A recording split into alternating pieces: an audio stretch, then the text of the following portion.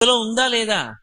ధ్యాయేత్ ఈప్సిత సిద్ధయే ధ్రువపదం విప్రోభిషించే శివం బ్రహ్మాండ వ్యాప్తదేహ భసిత హిమరుచాభా సమానా భుజంగై కంఠే కాళాహ కపర్దాహ కలిత శశికళశ్చండ కోదండహస్తాహ.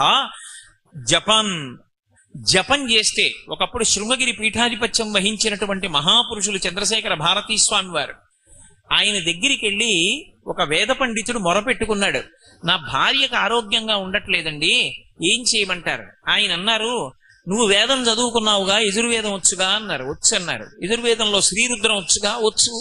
మరి ఇంకే శ్రీరుద్రం జపం చేసి మీ ఆవిడికి తీర్థం ఇయ్యి అన్నాడు. ఆయన అన్నాడు, నేను శృంగేరి వచ్చాను, మా ఆవిడ్ని తీసుకురాలా, ఎక్కడో ఉంది, ఎలా అన్నాడు.